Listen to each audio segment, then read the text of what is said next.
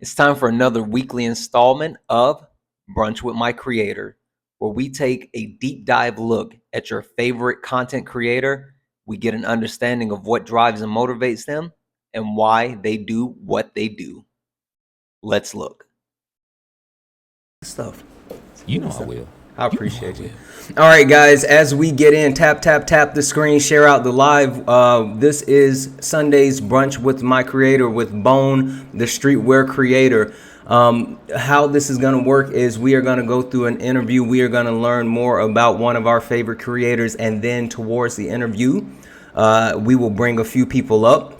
Bone with the pumpkin head. We will bring a few people up to answer some questions, to ask some questions, and Bone will do the answering. So, guys, as we get towards the end, I will let you know when to go ahead and request up. All right. How's my audio? Is it peaking or anything? We're good? You sound good, but you might want to turn it up like just a little bit. How's that? That better? Yeah, that is. All right, guys. Increase the output. Perfect. Okay, so we are gonna go ahead and get started. So, Bone, I would like to think that I could introduce you, and I think I could do you justice, right? Go ahead. But I feel like your- hold on. I feel like I might leave something off. So please Well, feel isn't that free. what the questions are for? Yeah, absolutely. So you're the host. Intro. yeah. So, guys, today we have Bone, the streetwear creator. He is someone who is multifaceted. He does things along the lines of designing, whether it's designing clothes or designing custom streetwear. Also, he is an artist. He's a musician. He made an amazing coloring book that my kids absolutely love. He actually made this hat that I'm wearing right now. He designed my new logo not every single day, or maybe every single day, but he has the Vibe Room, which is the most chill, relaxing place. If you ever need a spot to get away from all the rigmarole of the TikToks and all the debates, the Vibe Room is the place to go. It's a place of joy, a place of happiness, a place of love, a place of music. He is entertaining in multifacets. He has the best stories. He's well-traveled, well-round. Bone, how are you, my brother? I'm doing all right, man. Everybody keeps saying my mic is too quiet, so I'll just speak a little louder. Okay. I don't want to turn it up because, if you turn things up too loud, it starts getting peaky and all that, and it's weird. Yep. So I'll just speak a little louder. I try not to speak too loud, y'all, because I have a booming voice if I let it out. Yep. So, Yep. yeah. Okay, Bone. So, tell us more about yourself. Again, I know that you have an amazing background, a way more facet history than I could actually cover. I know you have a military background, but I know, like, when you think military, you don't think of someone who's necessarily an artist, right? Someone who is constantly creating. So can you give the chat and the people watching a little bit more information about yourself, your background, how'd you get started, all those good things? Yeah. Born in Dauphin County, which is part close to Harrisburg. Before I was turned a year old, my dad took me, my older brother and sister, the three of us, and brought us to Pittsburgh. And Pittsburgh, I grew up. My first vivid memory ever is me drawing characters from stories I had in my head. I was considered a quirky and weird kid because I always wanted to read my books. And when we were all hanging out, I would have my sketchbook and my books. I would play football with everybody. I play basketball. I do all the things. But when it came to sitting down and just talking on the corner, I just would have my books, right? I got teased a lot about that. Had to defend myself a lot about that. Eventually made a lot of mistakes. Got two teenagers. One of them ended up pregnant. Obviously my mistake, right? If a man doesn't shoot, a woman won't get pregnant, right? Exactly. Mom was like, hey, you guys should get married. Her mom. And I'm like, okay. Ooh. Stupid. We were young. Obviously, that didn't last. That marriage was so short. We had an annulment. Went through the whole process of being treated like a villain by every last person that I grew up and around. And I was highly angry, pissed off, super alone, all by myself, despite not wanting to be by myself. And in a very angry fit of rage, I joined the military. Ooh. I became a teams guy. Within a month, they slotted me to be the team leader. Which, after at a certain point in my training, they sent me to warrant officer school because you have to be a warrant officer or an officer to be a team leader. Had a group of guys who were the first people to teach me what family really is, to teach me what love really is, and the first people to ever just accept me for what I am without trying to put me in some box that fits their need. And the only people actually in my life that I haven't met a single person that hasn't put me in a box, period, with the exception of those 6 guys. They didn't make it back from combat July 4th and July 14th. And after that, I went to working with criminal investigation divisions, as well as being a seeker, which means I'm going finding people who are AWOL and all this other shit. I mean, I had to do something with all that training. Got out of that, worked as a civilian on different bases around the world, just bouncing around. Said I'm done with that, and started just doing things for myself. During the whole time, with the exception of about 4 years, I was always creating something with either in my sketch pad or going to the wood shop and carving out statues and doing types of all things, painting murals. But I really got back to it once I stopped being in combat, is when I really got back to fully being an artist. And then I went straight on into just living off of what I create around 2008. And then I started bouncing around the world 2009. And by the time I was done and ended up here in the USA, 2019, the pandemic hit, put me negative $47,000 in a hole because I lost all my business and stuff overseas, and I Oh, had to pay wow. for a bunch of stuff. I've been in the US ever since, and I am ready to leave and never come back. There you go. Well, that was a great recap, and even more so, you said something that I didn't know. Like I would have assumed that your entire time while you were in the military, you were still practicing crafting and constantly utilizing your skills for your art. But that's interesting that you took like a real kind of a break, but then really focused on it after you came back. So did you find it easy to pick back up, or like how was that for you to go from a point where you weren't really focused on your art, and then once you actually got out of the military, past that point in your life, that you really got locked back into that and really started your business as far as the different things that you do? Well, I can't really say I took a break. Like, I didn't decide to take a break. You get what I'm saying? Yeah. Like, I was getting dropped into the shit all the time. You know, when you're doing the things that I was doing, a lot of times you can't find your artistry anymore. You just can't. It's just not there for you. So I did draw and sketch every now and then, but I can't say I was doing art like I used to. And then after my guys passed away, and before that as well, I did some pieces. I did pieces for presents for them and their family, things like that. But I didn't get back into it until I had some peace of mind. It actually took me disappearing from humanity for about 10 months and living off the land by myself in a nondescript location about an hour's walk away from a small village, where I could trade things I've hunted and gathered for other things. And I lived away from modern humanity and from human beings in general for about 2 months because I was that angry. I was that messed up. Matter of fact, I was so bad that even if I loved you and cared about you, you couldn't slip up even once without me wanting to harm you. And I was like, this is coming from another place. Right. And so I had to disappear for a while. And it was then when I was sitting out there that I started seeing things artistically. And it's not, here, let me rephrase. I always saw stuff through my artistry, but it's where I actually started wanting to, like, my hands wanted to make the moves to create again. It's where I realized that I had inadvertently let go of the greatest part of me. creating in art is me. Right. It's not something I picked up. It's not something I even need motivation for. Right. It's just who I am.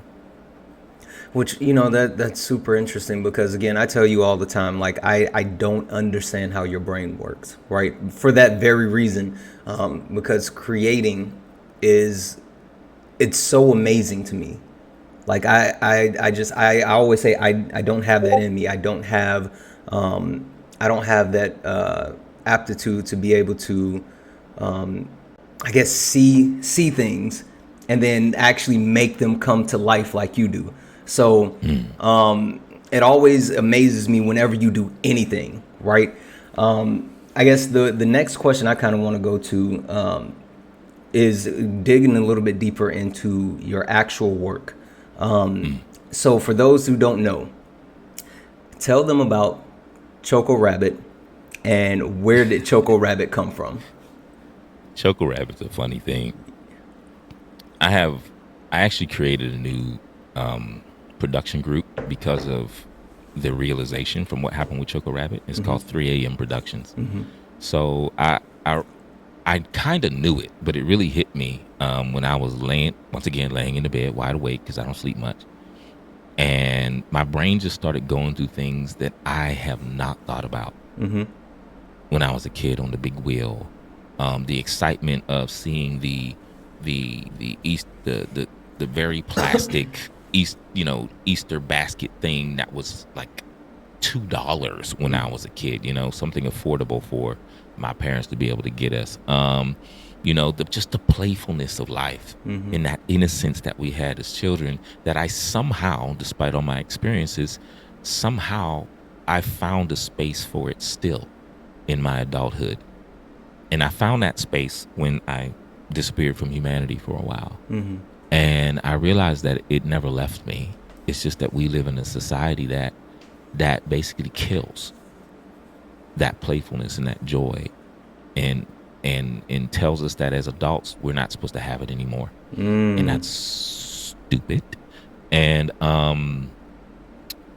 those memories which never rolled through my head just started rolling through my head.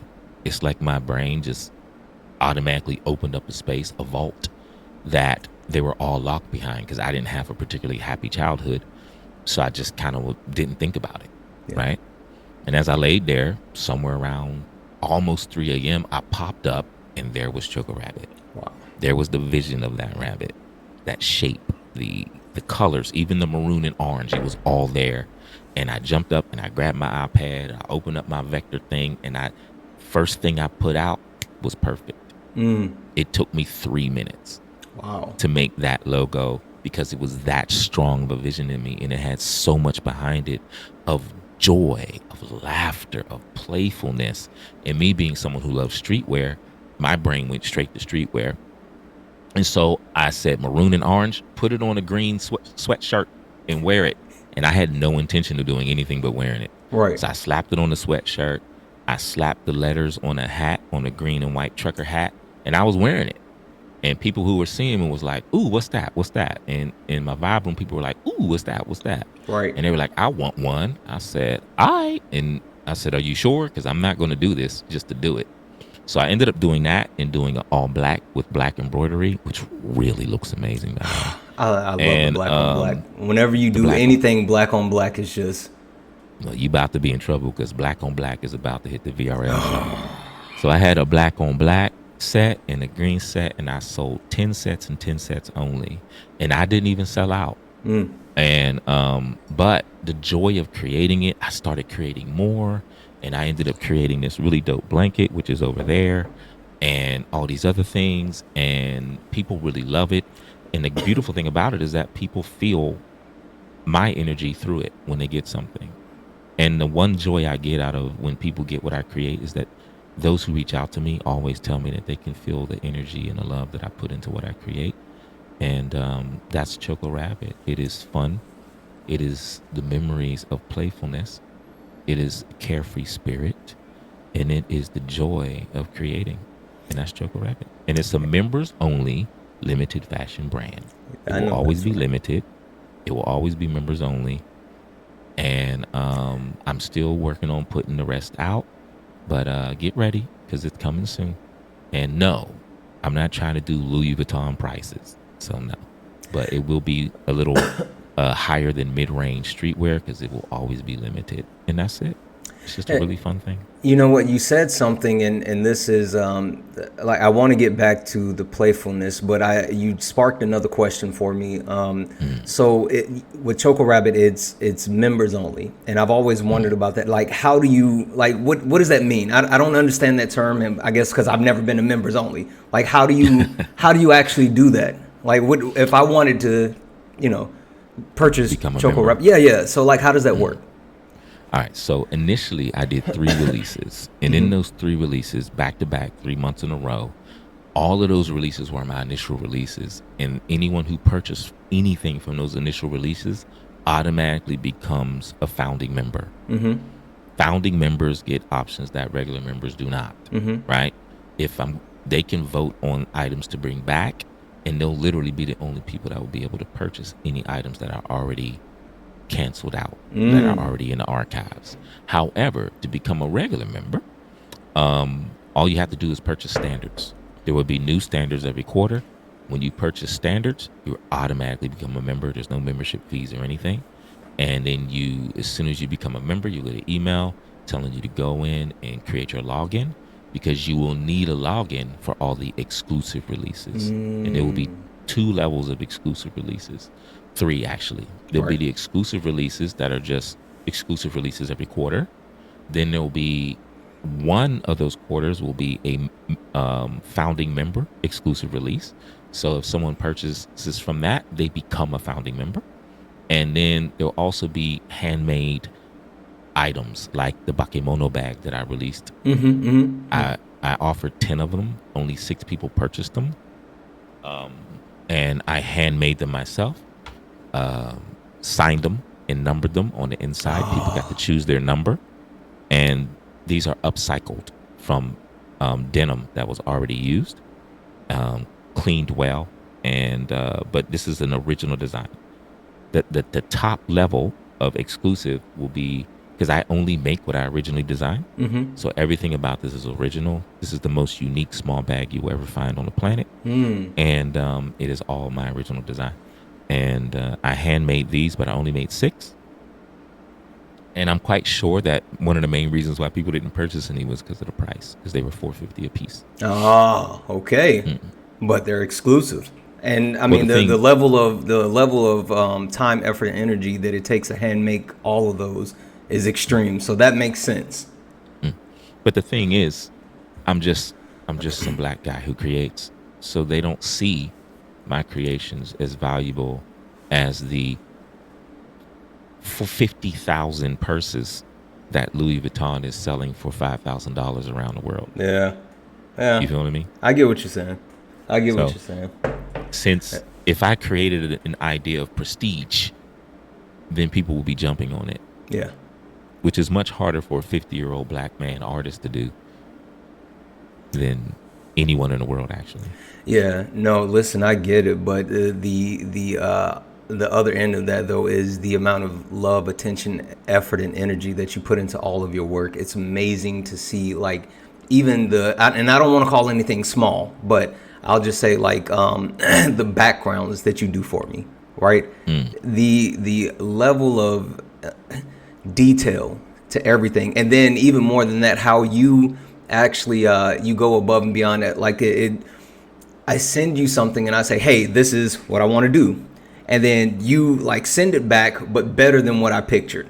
But then even like with the most recent background, I thought it was perfect, right? But then you decided to go in and make additional changes and send another one without me even asking. But that speaks to like the level of attention and detail and pride that you take into everything that you do, which is amazing. So yeah, I'm weird like that. No, listen. Okay, I want to go back to this, right? Because you mentioned how with Choco Rabbit, it represents that playfulness, right? That spark that we tend to lose as we become older, and adulthood kind of stomps it out of us, right? But you exude that, right? You hold on to it, and I see it all the time. And no, I see it the most when we're in the vibe room, right? You're having fun, you're laughing. It's such a great thing. And being in the vibe room, the thing that gets me right is you design, right, clothes, streetwear, all of this other stuff, but then you also actually draw, you sketch, you do those type of things, but then you're a musician, right?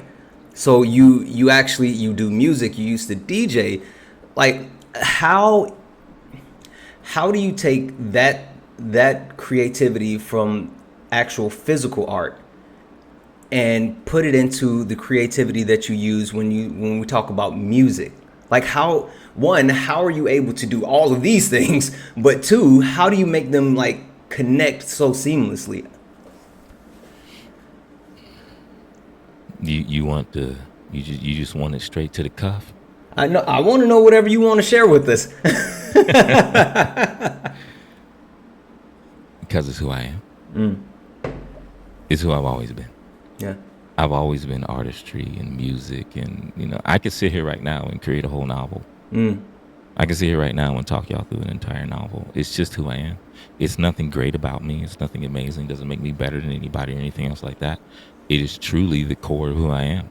All I want to do all the time is be creating stuff and sharing it with people. That's literally all I've ever wanted to do in life. It's all I want to do now. I don't care about money. I don't care about any. I don't. I only care about money because I have to have it. Right. All I want to do is create things from my heart. And to be straight up, like, music has always been a thing for me. Poetry. My poetry connects to my drawings, and it all comes from the same place. It's like all intertwined. It's like mind blowing to me how it's all connected. I guess I just don't understand. Again, I know it's just I don't have the brain for it, right? I've resided to that, and that's why everything that you do, like everything that you just do, just amazes me. And Can I give you an example? Yeah. Okay. Right here in this moment, as we speak, as words collide and as friendship reaches out a hand to bring together two men, and those around who see those speak in us as man, I think about characters and worlds and colors and the beauty of the shape of the woman and the strength of the tiger and a lion and the power of prose, the rhythm of music and dance. At all times, these things not just roll through my mind, but they come out through my hands. They pounce through my feet. I can sit here and dance through my heart and my mind with every word that I speak. I was born poetry. I was born the stroke of the pen, the stroke of the paintbrush, the blending of colors and the delicate hand, but the strength of the blow of the punch. And for the rest of my life and all of my life, I will stand on the fact that I am artistry and that it is a part of me. Like, there you go. Like, that's an example. Like, that just like that like blows my mind. Like, yeah, I mean, I guess I've resided to the fact that it's not for me to understand, right? I don't have that gift, and I just admire anyone that does. But for you to sit here and put it together, and that needs to be written down. What you just said needs to be, like, I'm glad we're recording. Like, that needs to be written down and shared. Like, that's it. Okay, I'm sorry. Not everything needs to be shared. I don't because know. I'm gonna tell you why. If you don't know this about me, and as much as I can say it, I know that even a lot of artists that have their own space, they don't really see, and they can't really understand at the level. I can tell people that every minute of the day, I'm constantly having ideas, whether it's musical and everything. It's going on. I get to be having the deepest conversation with you. I could be pissed off, and my brain will still be writing a story and a new character. It is a constant for me. It is an always. So, and I can say that, but I also know that not all of my ideas need to be shared. Not all of my artistry is going to come out good. Right. Just because I have a bunch of ideas, I'll start some of them and be like, nope. Wait. This is not it. Okay, so how often does that happen to you, where you like you get into something and you have this concept, you have this idea, and it starts to flow, and then you just pull all the way back and you're like, I don't want to do this. Like, it is, how often Every would you day. say, really? Every day. Why? Every day. Like, what makes you hit that wall and make that decision? It's not a wall. Okay. It's just that just because I'm having an idea, because my brain is conducive to creating, it doesn't mean that it's always going to express what I want it to express once it hits the paper or once it hits the screen or once it does. Sometimes the ideas are greater in your mind than they are. And when you look at it and it doesn't convey the message right away, it's a nope. Because if you have to sit down, and some things don't have to, because you feel so strong about them that you don't care if people don't understand them. You just want it out there. You just want to create it.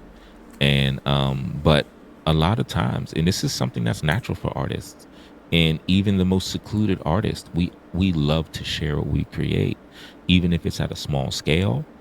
We love to share what we create, and it's less about just being recognized. And it's more about sharing your emotion. The people who want to be recognized a lot are the people who pick up art to make money. And there are a lot of people like that, thanks to social media now, who are ruining the art industry for the rest of us. That makes sense. I've always had this concept in my head, and again, this is why I don't have that gift. But I've always had this concept in my head as far as any form of artistry, where it's like there's 1,000 things going on in your mind, and you're always trying to pour it out on paper, right? And you're always trying to put it out. And sometimes I always think of like what the struggling or the starving artist, right? Like you're always trying to get that out, and it's always a thing. And so that's what really caught me off, where you have things that you just get to and you say, no, this ain't it, right? So that's interesting. Okay, I got two more questions. Next question. So, and this will kind of lead into the next thing, but you have such a vast arsenal, right? You have your bag, as the kids would say, your bag is deep, right? So, what is, if you had to say, like, this is my favorite thing to do, this is my favorite form of art, this is my favorite way to share, like, what would you say is your favorite thing, and I guess you're most proud of, or are those two different things? They're two different things. Okay. To have something that is that you gravitate to the most is very different than having something that you're most proud of. For me, I'm proud of a lot of things, even outside of my artistry.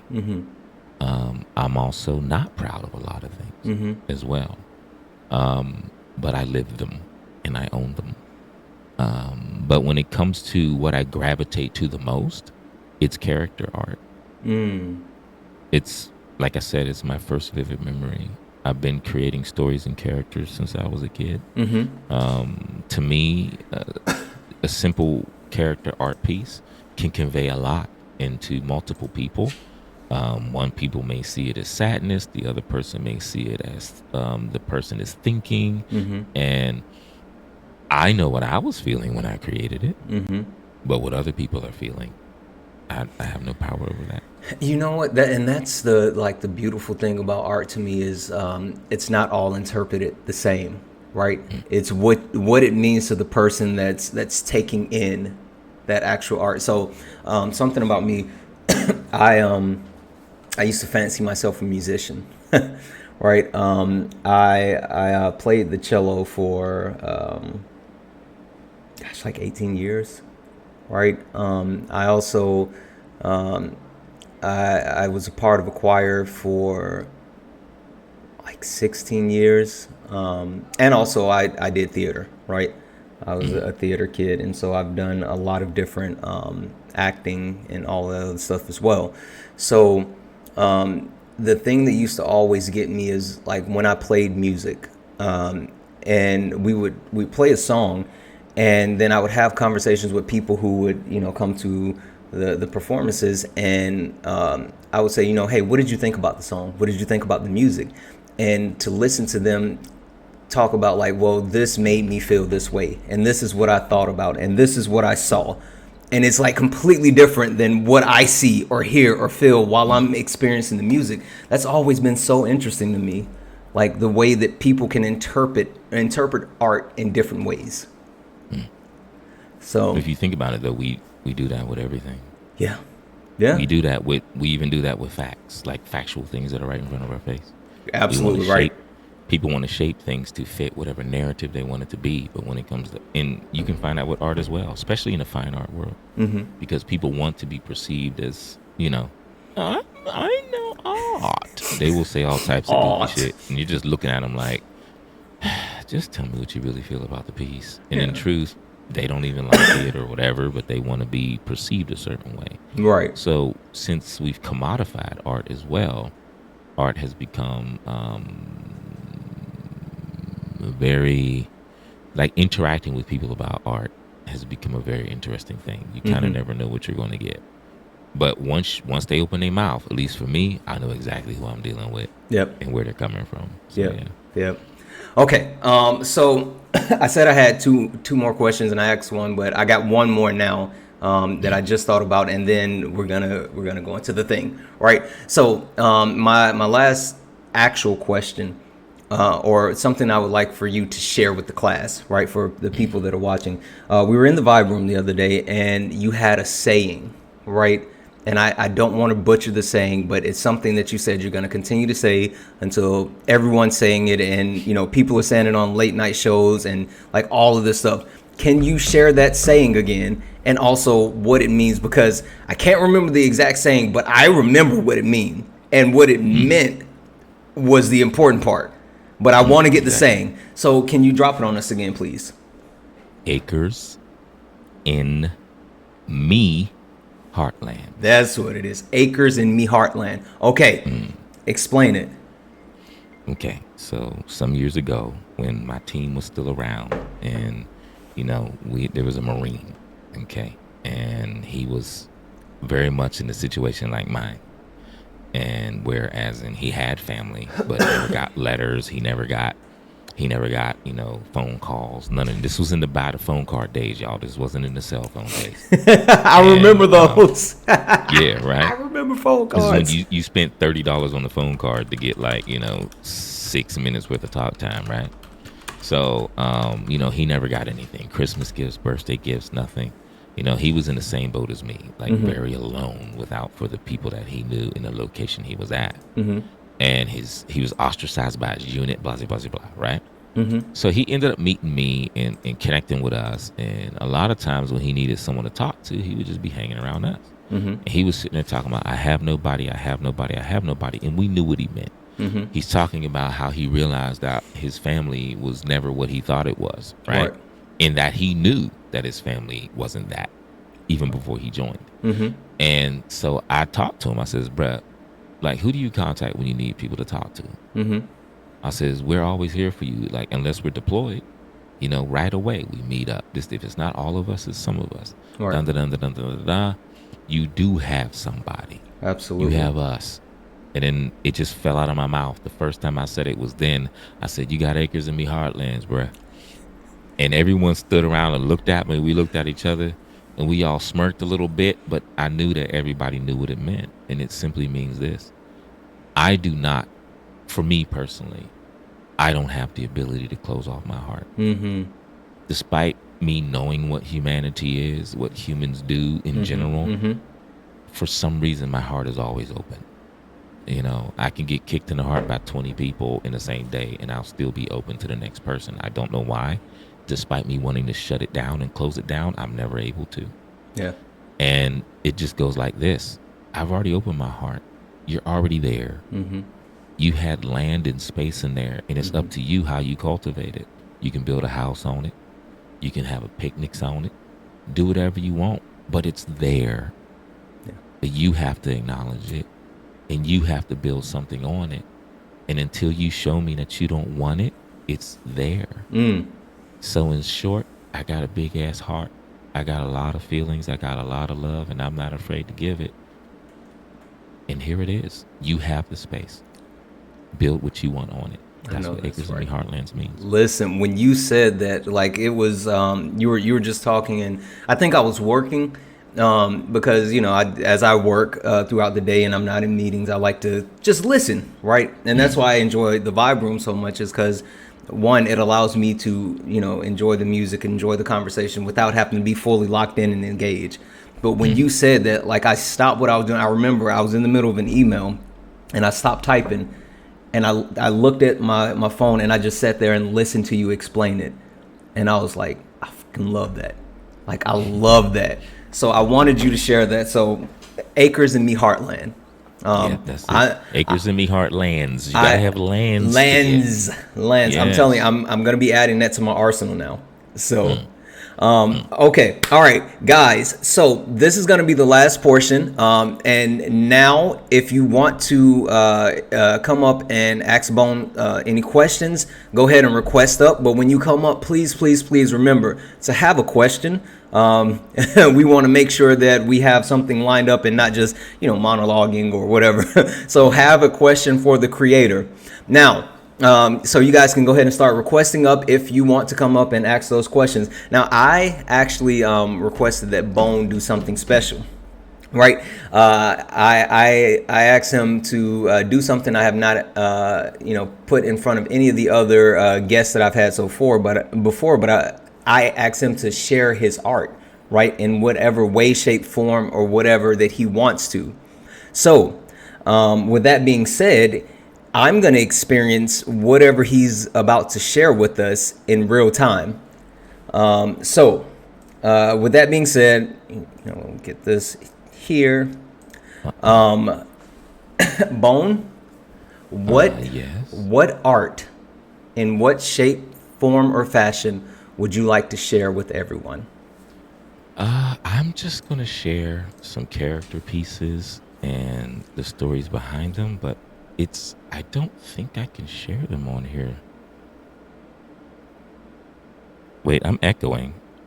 I think that might just be you. I don't hear the echo. Wow. And it won't let you do it? Well, as soon as I tried to do it, it won't. Yeah, as soon as I tried to do it. Hold on. Let me try something.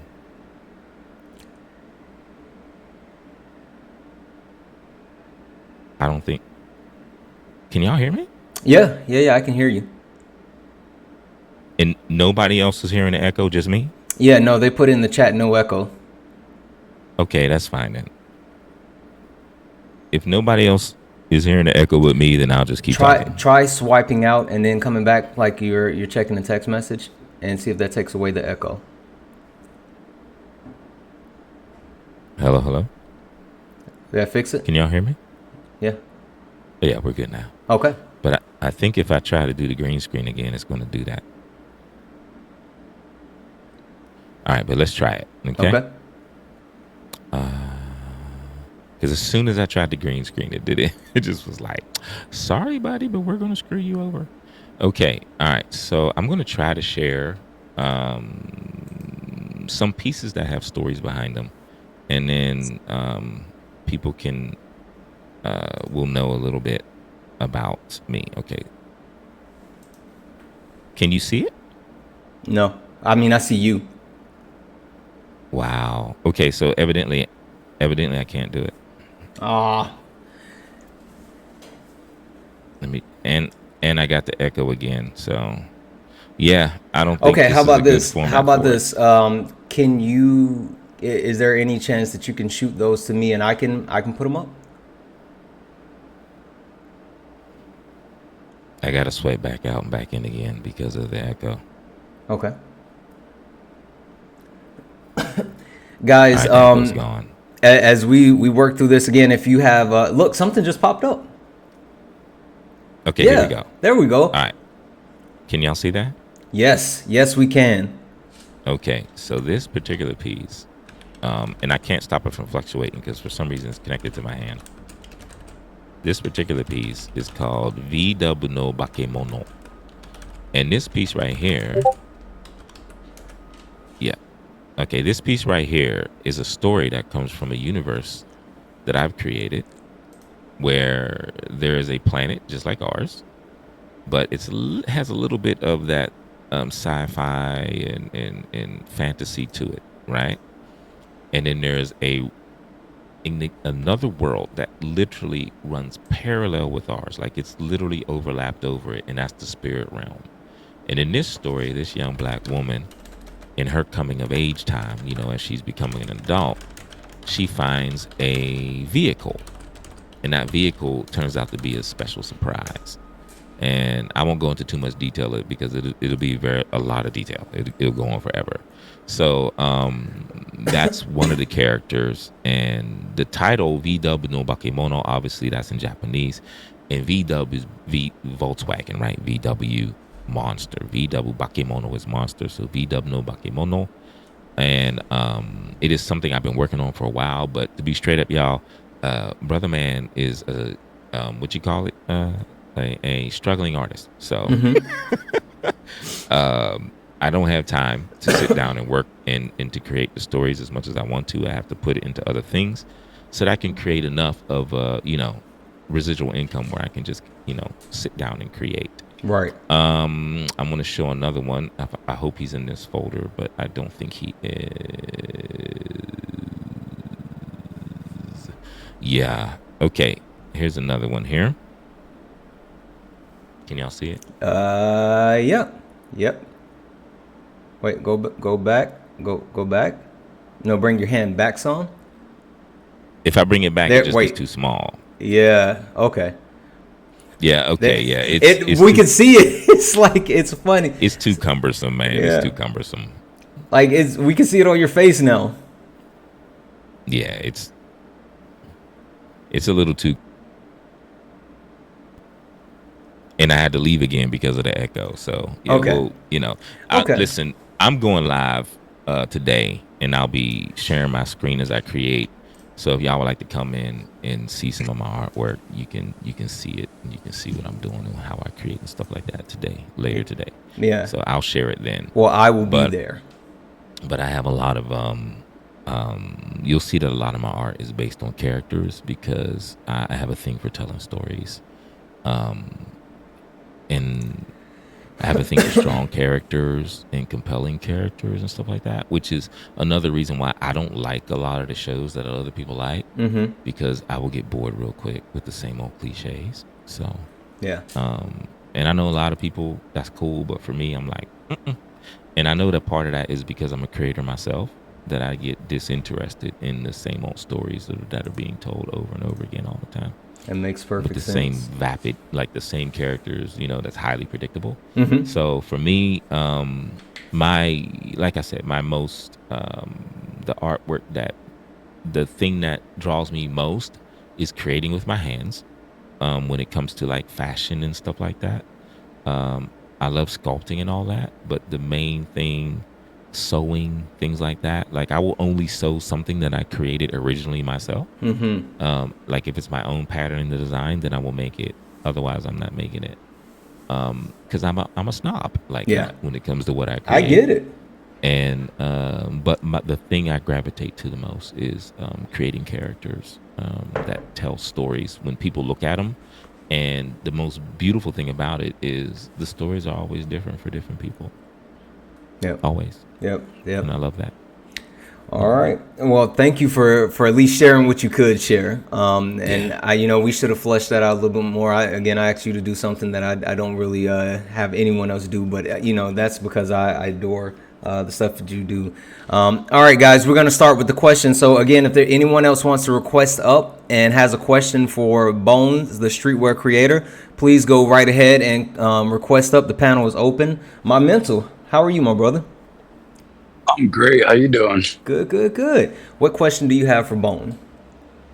Truth, he's famous, man. I wanted to meet the name, the man, the myth, the legend. My But mentor, we've been on panels together. Stop it. no, but I've never actually been able to like. I don't know anything about you. That's so the art thing. My son's like that. He's a character actor. He draws characters.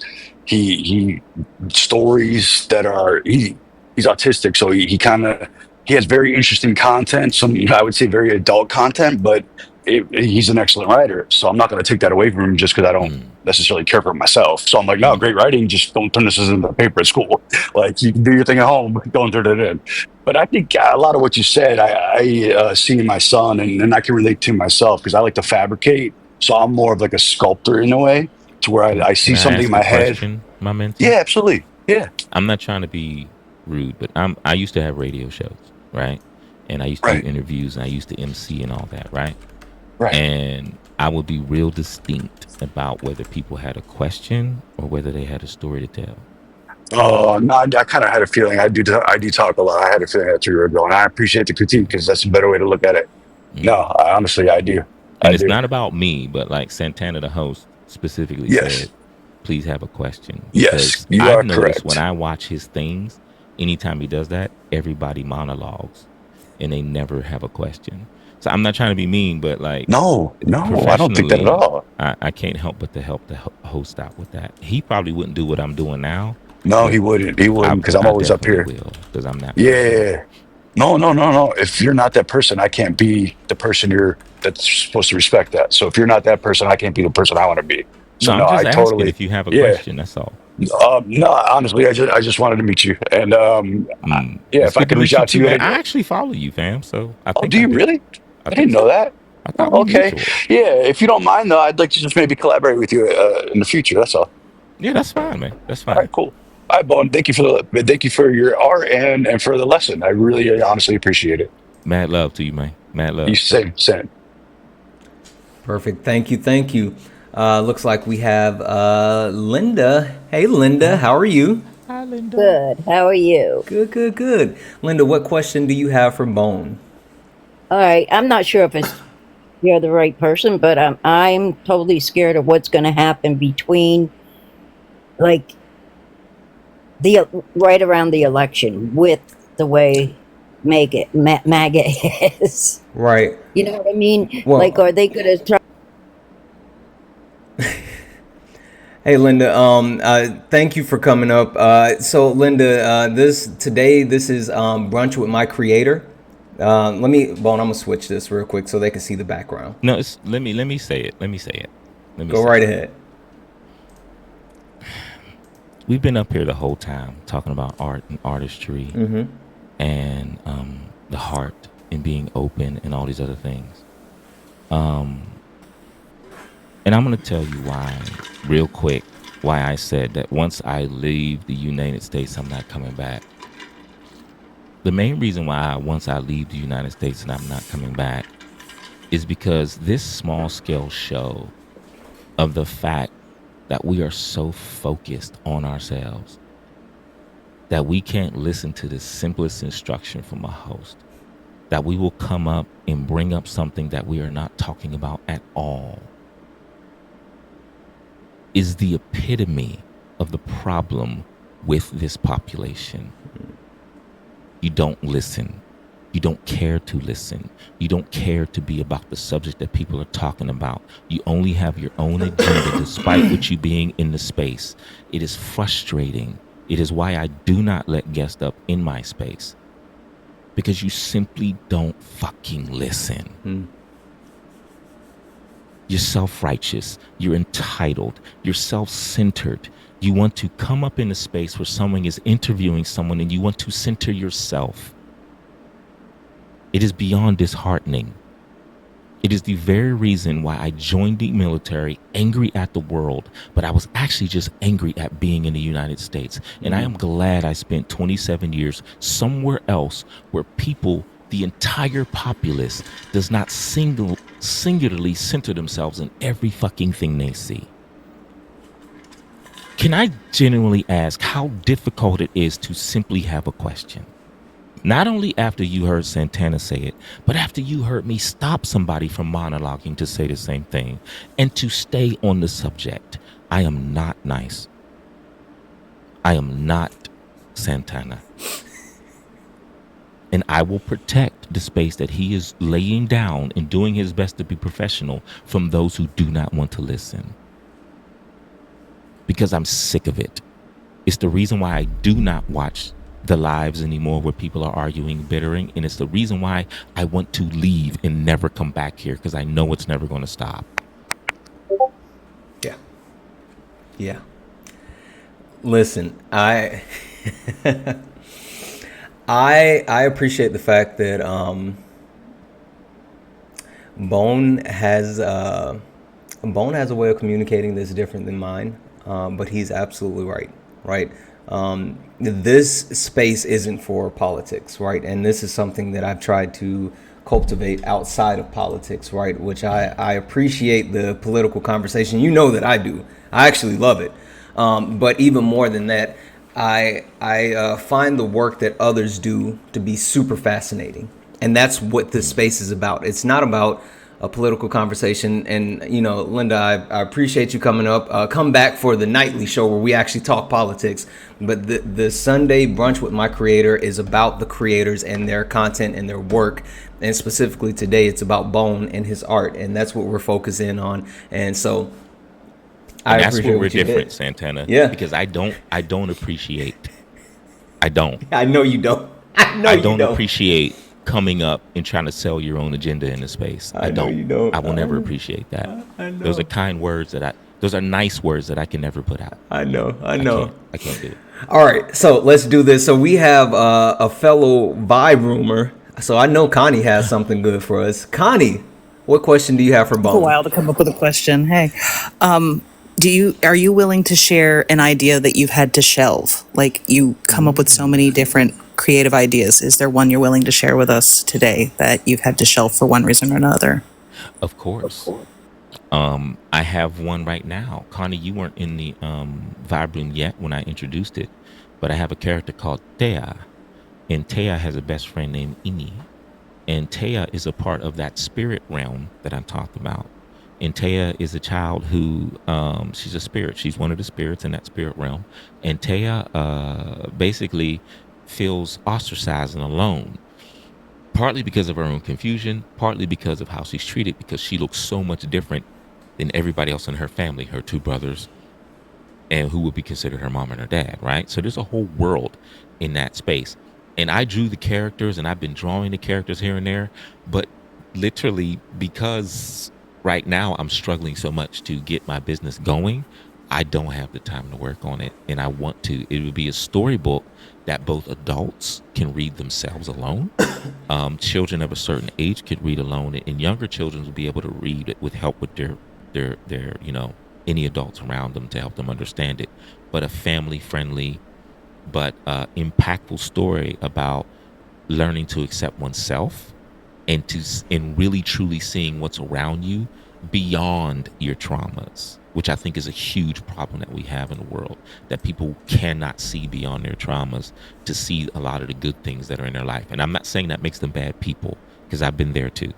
So I know that experience of being able to see beyond, to go, wait a minute, I'm putting too many things in the same bucket because of my pains and sorrows. There are actually people who give a shit about me, this, that, and the other. And I've had to shelve it because if I don't make money, ain't nobody gonna feed me. You know what's funny though? Like I think We gotta ask Connie if that answered her question first. yeah. Connie, That was great. Thank you. The only question. did she sound like a robot to you too? Yeah, she's cutting in and out. Oh, Connie, yeah. Go back on mute and then come off again, because it's not even showing that you're off mute.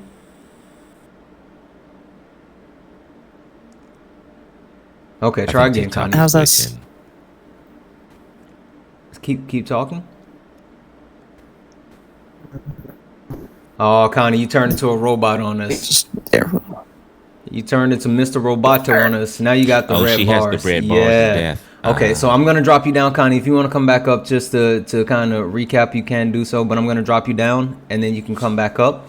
I was just gonna say that, like I would be, I think I would always be in that constant struggle of like doing something that I really enjoy versus like how much it really does make me money, right? I'm in that struggle every day. Yeah. Like I don't know if I could actually deal with that because I was like I want to do this so bad. Most people can't. Most Yeah. people can't. No. Yeah. Because they can't see the end. And to be straight up, the vast majority of people on the planet who are doing what I'm doing are never going to get the support because there's only so much space. Yeah. When you have all this marketing, when you have people who have money behind them and you have someone who doesn't, the people who don't have money behind them, less than 0.05% of them actually get anywhere. And then within a year, their business is shut down. Yeah. So it's not, especially when you're already in a capitalist society that predicates everything on getting a job. People see getting a job as an easier way out, especially when it gets hard. But y'all, I'm 50. Ain't nobody hiring me for shit. This is all I got. If I don't make it happen, I'm going to be out in the street. And that's what it is. I've been in the street twice before, living off, home. I've been houseless twice, once in China. So yeah, I'll just have to deal with that. But this is all I got. All I got is what I create. So I have to make it work. Yeah, I can respect that and I understand that, and even more so, that makes me want to support you not only outside of the amazing work that you do, the amazing quality of everything, but that as well. Well, we brothers. Brothers. So absolutely. We want to support each other. Absolutely. Hunter, what question do you have for Bone? Hey there. I wanted to ask what helps you stay positive within your mind frame and how you present yourself to the world, even when the darkest aspects of having a creative mind can be daunting and overwhelming, especially with having the loving and extraordinary heart that you have. Thank you. Oh, That is a great question. you just made my eyes water a little bit. Oh, thank you. I'll just I'm gonna say it. I say it in my live all the time. I don't expect anything. I don't expect that the world's going to give me this. I don't expect that people are going to do this. I will accept what people show me. I always accept what the world shows me. I am not afraid to feel whatever I'm feeling. I can say this definitively because I had 26 years of counseling, 25. I had a counselor mandatory for many years, and then eventually, even after that contract ran out, which the government was paying for, I mean, they did drop me into hell all the time. So, hey, he decided to keep counseling me. I was the last person on my team that was left every day, especially when I close my eyes. I see things. I'm not talking about visions of things. I'm talking about like things I've done and seen. And the thing is, I'm very aware that I've still lived a great life. Despite everything that's happened to me, going from a above board student, #1 student in elementary school, all this other stuff, a magnet program to being moved to an all-white neighborhood where I got treated like crap, where I was pulled in the office and they told me flat out, we're going to make sure you do not excel here. You're not going to do better than our kids. And they did. They made sure I didn't. I left that school with a D average because they were going to make it that way. And they made it that way. The list goes on. But I've also seen people laid in their homes, starving to death. In shanty towns where other people want to help them, but if they give them even a morsel of food, they don't know where their next food is coming, and they're going to start. So they have to choose to let their neighbor pass away. I've picked concrete. I've grabbed giant pieces of concrete to find bodies. Y'all, I can't even go down the list of the things I've seen in life. And in all of it, to me, I don't deserve anything. I don't deserve love. I don't deserve success. I don't deserve any of this. I just don't. But if I go out to get it, I have a chance at having it. So what keeps me positive? I'm still here. I laugh every day. There's beautiful things that make me smile and all this.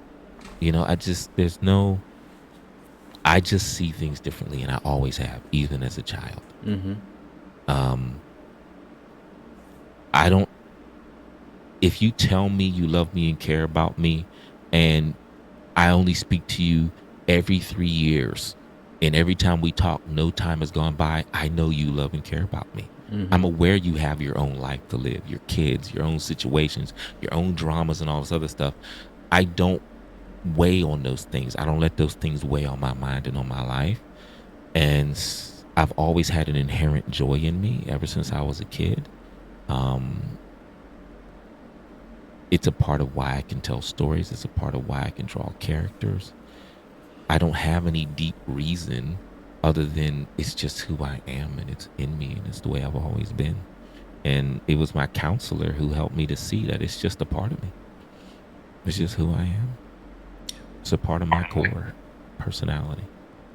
So I have joy embedded in my soul for some reason. What that reason is, I don't know. Why that reason is, I don't know. Will I ever care about the what and the why? No. I'm just happy I have it. I think one of the reasons I'm able to keep it is because I don't try to psychoanalyze myself or anything else. I take myself as who I am. If I'm upset and hurt and dark, and if I'm in a dark space, I accept that. I give myself the space to be in that space in that time, because I know it's not going to last forever. I accept things as what they are, including myself. And I can say wholeheartedly, the reason why it's always there and has stayed there is because I do not try to analyze it. I just let it be what it is. Does that make sense? That makes perfect sense, and that was as incredible of an answer as your soul. I appreciate your time so much and for sharing yourself. And thank you for always coming to the Vibe Room and hanging out as long as Hunter is so dope. Hunter is so dope. Hunter is so dope. Y'all Thank you, are Hunter. inflating my ego. Thank you. Have a great one. You as well. Mad love. Halo. Halo. Hey, Halo. Hi. We love Halo. We by do. the way. We do. Halo, what question do you have for Bone? Bone. Yes. What message or feeling do you hope people take away from your art? Oh. To be straight, I've never had a specific feeling that I hoped people would take away. I've only ever drawn what I felt. I learned at a very young age that people are going to see what they want. Because at a young age, people would look at it, other kids would look at what I was drawing, and they would say whatever. And some of them would hit right on the nose what I was thinking when I was drawing it. And a lot would be here or there. Some would make up their own fantastical story. And I just want them to be able to see something in it and feel something, whatever that feeling is, because I have no control over that. I learned that a long time ago. So I don't specifically expect anyone to feel anything specific. I just hope that they feel something. That's all. Outstanding. I know that the coloring book that I received from you, I just adore it, and you put a lot of thought into it because I love art as well. And you even write down to, you thought about the back of the pages, leaving it blank so it doesn't go through. I mean, it's just the detail you put into it is outstanding. Well, I'm a detail-oriented person. And after all these years of doing illustrating for other people's books and murals and all types of other stuff, you end up talking to a lot of people and they inadvertently say things they like and don't love about coloring books or about comics and all this other stuff. And if anyone knows me, I pay attention to everything, even when I don't want to. Like, I take everything in, and those things become a part of me because, like I said before, I inherently, and sometimes though, when I'm like angry, I want to turn it off. I can't turn off the part of me that cares about certain things. So even when I'm like with the coloring book, as you know, I had no intention of making a coloring book, but I ended up making one. What I do want out of that, and the coloring book is different, Halo. What I do want people to get out of that is that Black women are not a monolith, in that they can be sci-fi, they can be in the tech world, they can shine in every space just like everybody else can, and that they are a myriad of shapes and looks and noses and eyes, and because it's an homage to Black women. It And is. another thing I wanted to get out of it is I would hope that particularly women, femme presenting, and girls of all demographics would feel empowered in some way, because it took me a minute, but in my 20s was when I came to the realization that I was going to be a man who was going to always stand up and put women first. Unless the individual woman is being a jackass, then I'm gonna have a conversation with her. But other than that, even then, I know the thousands of years that of men trying to subjugate women, and I don't like it. So I really just wanted to show that I love, care for, adore, and have every intention of always being someone that women know that they can shine around. So yeah, I would hope that people got that out of the coloring book. Yeah. Does that make sense, Halo? It makes sense and it shows. And I love you. That's all I Love want to say. Perfect. Thank you, Thank you so Halo. much, Halo. Listen, one thing that I want to say about the coloring book is, as you know, I got it for my boys, and the thing that just like impressed me so much is they loved it so much, and they were so excited about it, and they started working through it, and they're like, "But what about one for the boys? Is he gonna make one for us?" And I was like, "I don't know, he might." And so it speaks to the fact not only do they loved it and they've been coloring in it and going through it, but they want more. And so that's something I was just like, that's so dope. Well, you can tell them this for me, that my focus is not on worrying about men and boys needing to shine. We're always, a lot of times, taking over spaces and making everything about us. And there's so many things that are created for us to be in the lead of, that my focus is in that was for women, Yeah. and for film and for girls. And if men and boys enjoy it as well, I am totally happy. I want everybody to enjoy it, of all Absolutely. demographics. But the focus is, for me right now, is to do as much as I can, to create things where women shine, um, because I'm a firm believer that that's what men need to start doing, so that we can start showing women that they can trust us in some way, shape, or form, not just as a single individual person, but as a whole.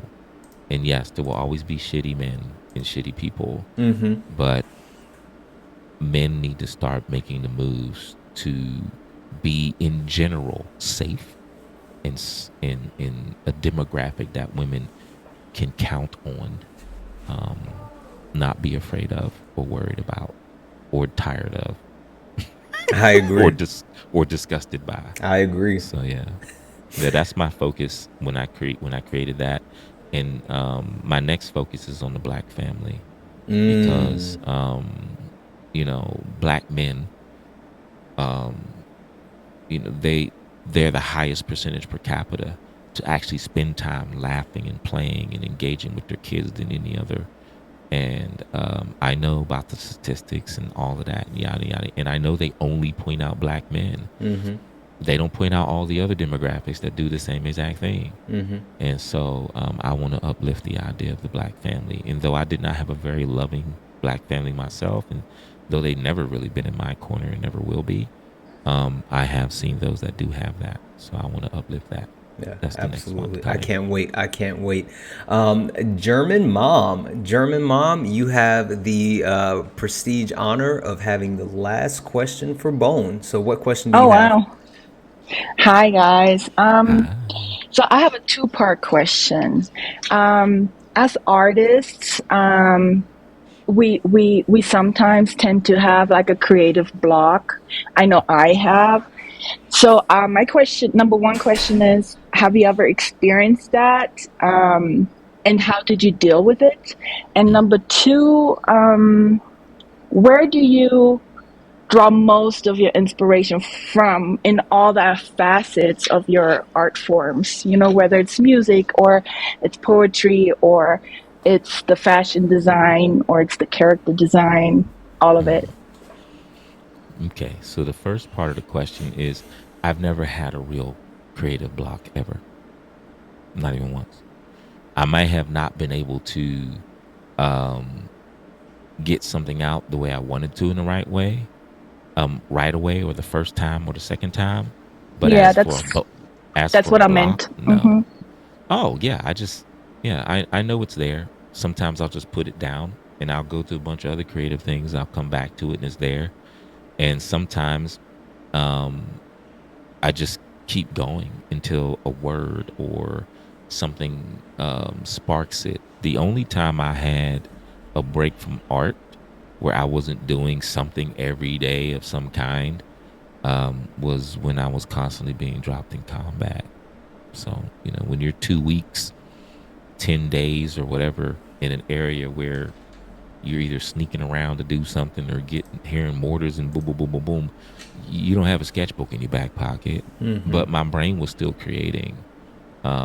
But I didn't have a desire to draw, but I was always creating. So, yeah. But as for getting past it, what I, the main, I can say this naturally, I get past it because I don't worry about it, because I don't pressure myself about it. If I put it down, I put it down and I'll come back to it. If it's something like a commission, typically I never have a block with stuff like that because it's inspired by whatever the person needs and my own artistry. As the second part of the question, inspiration for me comes from everything. There's not a single thing that doesn't come into play at some point. It could be a stack of boxes. I'm a detail oriented person in the fact that I'm always paying attention even when I don't want to. So every experience in my life is always inspiring. I could be sitting in Market Square in downtown Pittsburgh and doing nothing and sipping on something, and my brain is creating just from looking at the pigeons on the cobblestone patch, or it's creating, and then that story will go into another story because the style of someone who walked by. Everything inspires me. There's not a single thing that doesn't inspire me. The only things that will never inspire me are mundane, cliche nonsense. Like, that's not inspirational at all. But it can show up in my artwork because it can be a part of my stories. My art will be something that's the antithesis of that. So, but inspiration comes from everything. It could be somebody's hairstyle. Yep. It Yeah, literally can. Yeah. I feel that.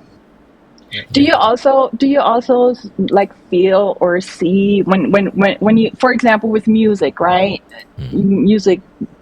Music pulls things out of you. Do you also tend to see like colors when you hear music? No, I see stories. Gotcha. I see full stories play out. Um, like I can see the scene that they're singing. Like, and which is why I feel I really feel music a lot, and I get lost in it a lot of times is because um, it creates a whole world for me. Like Mercy, Mercy Me. Like if you listen to Mercy, Mercy Me, Yes. oh mercy, mercy me. That song right there. It it takes me to all the things I've seen around the world. That song still to this day is just as relevant as it was when it was written, and it was relevant before it was written. So it's all, everything is the stories of basically the world I live in and the worlds I create for me. Does that make sense? Yeah, it makes perfect sense. I mean, music is what my vehicle to be able to create. you know. But yeah, Thank you so much. Thank you, Perfect. German mom. Thank you. Thank you. I love me some German mom, yo. Absolutely. She's so dope. She's the best. All If we right. ever meet in person, German mom, you are getting a hug of a lifetime. Oh, You're gonna physically melt. I'm gonna have to keep you on your feet. That's the type of hug I give people. I give melt you hugs, I just know so you that's know. right. I know that's right. Okay, so Bone. What's up, Pim? First and foremost, thank you. Thank you for No, coming on. thank you, Thank man. you for sharing your time, your art, your words of wisdom. I mean, I think it's amazing how again I'm still not over the poem that you just wove out of nowhere, right? But giving us an opportunity to actually get a peek inside of your mind, right? And an understanding about your process. So before I let you go, is there anything else that you want to share with the people we still have here at the chat? Any other parting words of wisdom or anything that you would like to leave us with? One, thank you. Thank you to a lot of my vibrant family I see in here. I appreciate the love. What's up, Kay? And to obviously the SJ fam up in here, who like we were mutuals before you even started going live. So Exactly. Yeah, we were. thank you for rocking the hat and actually getting the hat. Which is I'm. now gone out of the store, by the way. I removed it. You know what? I'm still a little bit salty though because I want the black on black hat that Erica won. I want that hat so bad. I want that hat so bad. Like There's only that's there's only two exactly. people in the world who have it. Exactly, and Me I'm and the so person who salty won about it. that. I'm so salty about that. Anyway, I'm sorry. It's all good, man. I just want to say this.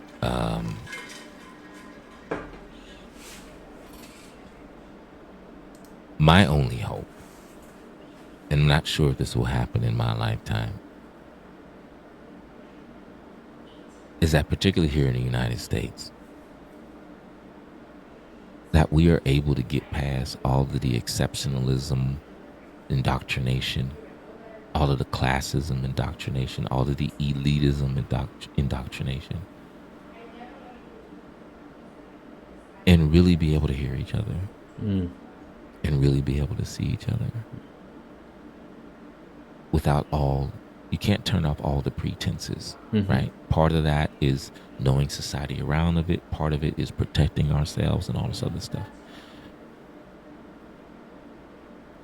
My pet peeve with humanity is that we just don't listen while at the same time acting like we have the highest moral continence on the planet. I just hope that we are able to start listening, and I hope that we really start supporting artists, living artists. Like, support living artists. You Google our pictures and use them for your PFPs or to make something for your kids and all this other stuff. You tell us how much you love our work, but never purchase anything. You know, we're putting ourselves out there. Our artistry is not a job. It's not something that we pick up. Most of us, it's not something that we just picked up later. Should I say some of us? It's a part of us. And when we hear people tell us how much they love it, but they don't ever take a step to support it, how are we supposed to feel? Exactly. I'm a person who created a space, one of the few spaces of true positive community where there's no, we're doing positive things, but we're arguing with people most of the time, or where it's centered on writing your name in the sand or something like that. It's really just a space for people to come together. And I sadly am very aware that because of that energy, it probably will never be a space that grows on this app. I wait for the day when we don't fiend for arguments and drama. I wait for that day.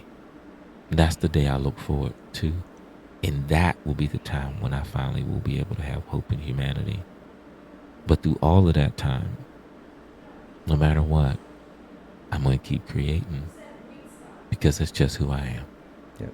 Yeah. That's it. And if you like my energy, please come and join the Vibe Room when you see me open. I do a nighttime session, typically during the weekdays, to help people unwind and release. I'll be doing one tonight. And I do an afternoon session where we can just work and groove together. And, barring me having one of my head pain issues, no, it's not a headache. No, it's not a migraine. I don't need suggestions. I've been dealing with it since I was 24. Thank you.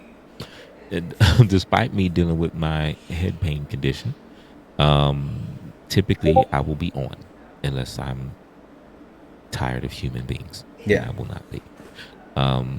But hey, I just want to say thank you, fam. No. Thank you for trusting me to create a brand for you, a visual brand for you. And thank you for trusting me to be one of the people that you interview. Listen, I've said this a million times over and over and over, and I truly mean it. One, I love you. You know that.